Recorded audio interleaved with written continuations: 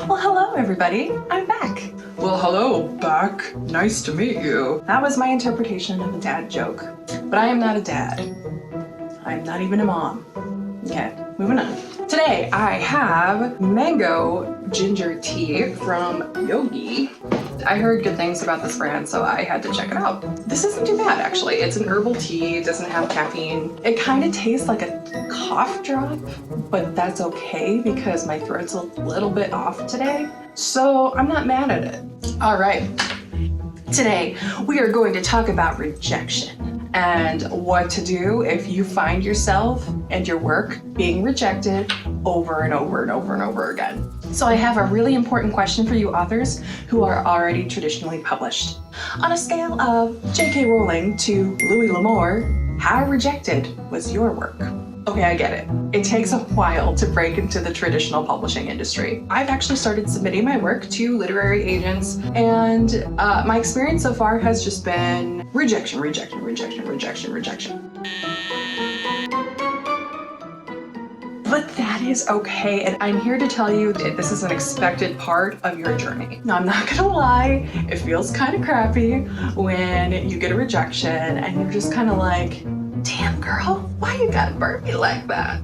Today I'm going over 5 things to remember while going through author rejections. Number 1, publishing is first and foremost a business. Just like any other business out there, businesses want to make money. If you didn't make money, you wouldn't be in business. So it's important to remember that the publishing industry is the same. Literary agents and publishers are always on the lookout for the next big thing. Here's where it gets a little gray, is when you know you have something a little bit different from what's out there. That could actually be dangerous because publishing companies and literary agents don't really want to take a chance on the unknown. That's not to say that your work is not going to be published if it's super unique and it doesn't really fit into the expected genres of the traditional publishing world. Think of the story of Dr. Seuss. When Dr. Seuss was actually trying to get published, publishers were telling him that his children's work deviated way too far from what the standard was for children's books, and that he would never have success. Well, he was actually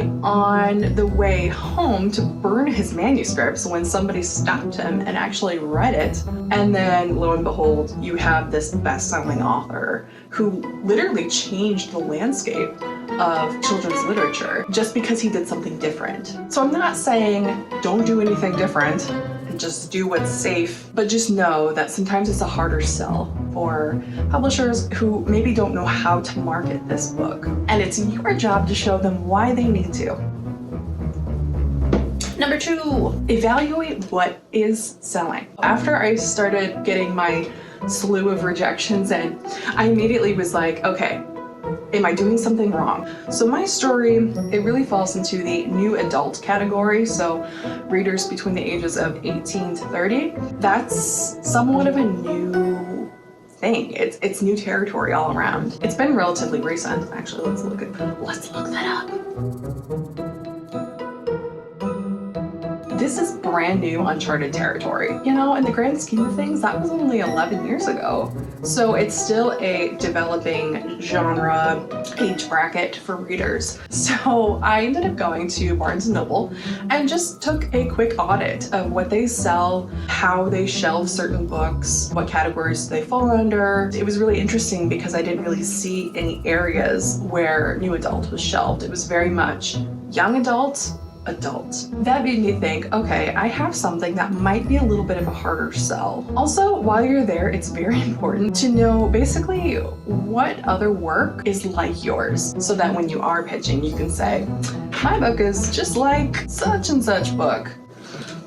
I hear it's bestseller. Number 3, read in between the lines of a rejection. So there are different types of rejections you can get, and you need to evaluate the phases at which you receive this rejection. Let me illustrate this point for you. The first time I received a rejection for my current project, it was a form rejection, a pre-typed up email that just like automatically responds to you when an agent's like, I think I spent about 5 minutes crying. But then 4 that came in after that were personalized, but not only were they personalized, they were very kind and direct, saying, this project isn't for us, but you know how subjective this industry is. It might be perfect for another agent. So they were very encouraging. I had one that said, actually a couple that said, do not give up, keep going. So that just to me says this story is worth something, that if I keep going, I'm going to find success. So read in between the lines of those rejections. That will actually point you in the direction that you need to go. So if all you do is get form rejections, I would say that's a great time to start reevaluating your pitch. Now, if you're getting all personalized rejections, you are just enticing enough, not quite enough for them to request the rest of your manuscript. If you are getting manuscript requests, this means that your pitch materials work. But if you get rejections after that point, that's a good time when you can say, all right, maybe I should reevaluate my story. Maybe the execution isn't there. Number 4, review your pitch materials. So I already kind of touched base on this. If you're constantly getting rejection after rejection and no manuscript requests, take a look at what you're sending publishers and see, how can I make this better? And how can I convince a literary agent that this is the next big thing? Really hone those skills and the way that you present your work. And that should actually help in the long run. Number 5, ask for more professional feedback.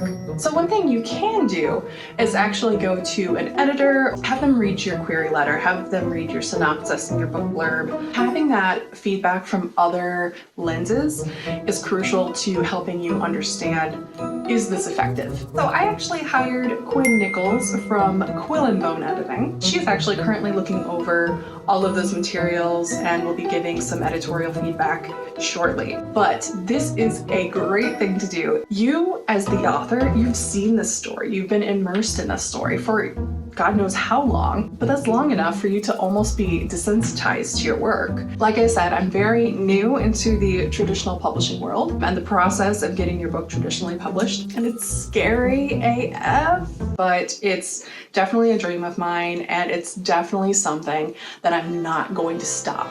So it might be 25 years down the line, and I might be an old granny, but I'm still gonna be pushing this story because I believe in it. And that's how you know that you have a good, solid project to pitch to publishers. When you believe in the story, it shows, and it's going to shine through your writing. Until next time, happy holidays, and I hope to have more news from the publishing front soon. Cheers.